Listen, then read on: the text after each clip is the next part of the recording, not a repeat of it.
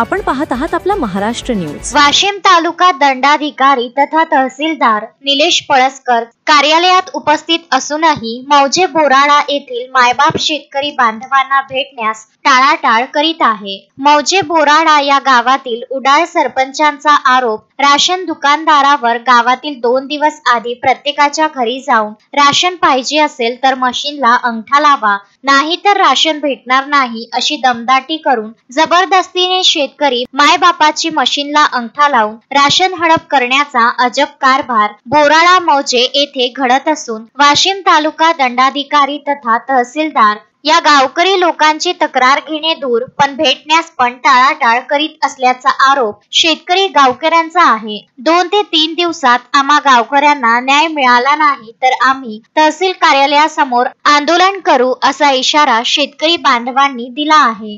वाशिम येथील बातमीचा आढावा घेतला आहे जिल्हा प्रतिनिधी प्रताप नागरे यांनी। मौजे बोराडा या गावचे सरपंच उंडाळ साहेब आणि ग्रामस्थ बांधव वाशिमच्या तहसील समोर आलेले आहेत, तहसीलमध्ये आलेले आहेत। गेले तहसीलदार साहेब या ठिकाणी उपस्थित आहेत, माननीय पळसकर साहेब।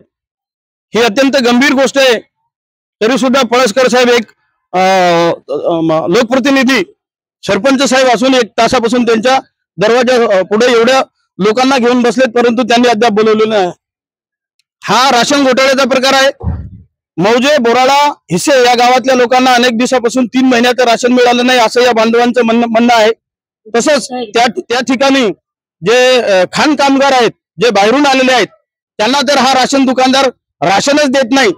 आणि या राशनाची पार्श्वभूमी जर पाहिली तर चलान पास करण्यापासूनच हे लोक पैसे घेतात, हे जगजाहीर आहे। आणि हे जर खोटं असेल तर तहसीलदारांनी किंवा डीएसओनी किंवा कलेक्टरांनी, माझे नाव नारायण श्रीरंग विभूते, मी यांच्या गावचा जवळचा शुभव शेतकरी आहे। आणि म्हणून असे हे जे डीलर असतील हे काळाबाजारी करण्यासाठी यांना म्हणजे काळाबाजारी करण्यासाठी त्यांची मजल तयार होते। संमती एक प्रकारची या लोकांचे।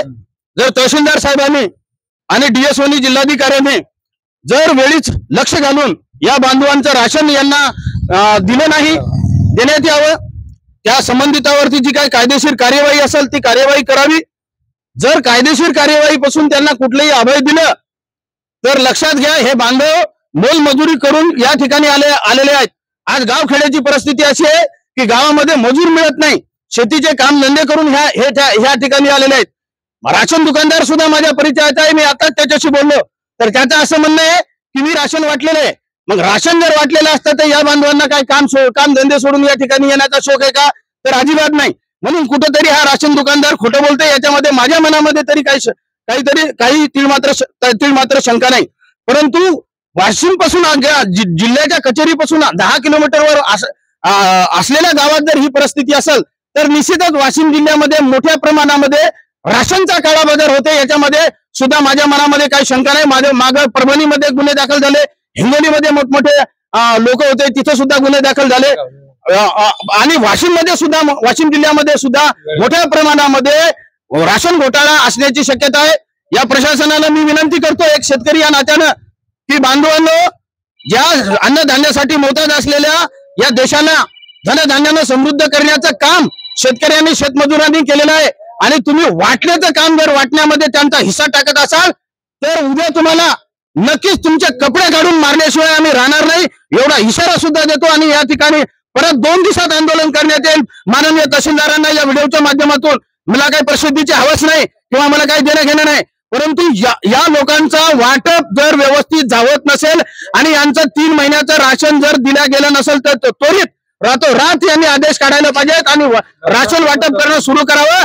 अन्यथा 2 दिवस आणि हे वाटप कशा करते दुकानदार, तर केवायसी करायची म्हणून घरोघरी जाऊन त्यांचे अंगठे घेते आणि लोकांचे गावगाड्यातले संबंध असतात, एवढे काही लोक एक्सपर्ट नाहीत। म्हणून ते तुम्हाला दाखवू शकते की याचा तर मी अंगठा घेतलेला आहे, अंगठा घेतला परंतु त्यांनी राशन दिलेलं नाही असं या बांधवांचं म्हणणं आहे। मी परत एकदा विनंती करतो तहसीलदार साहेबांना की साहेब, तुम्ही याच्यामध्ये कायदेशीर कार्यवाही करा आणि तुमच्या अखत्यारीतले जे काही नियम असतील त्या नियमाप्रमाणे त्याच्यावर कार्यवाही करा। आणि तुमच्या अखत्यारीतले नियम नसतील तर ते वर पाठवा आणि कार्यवाही झालीच पाहिजे।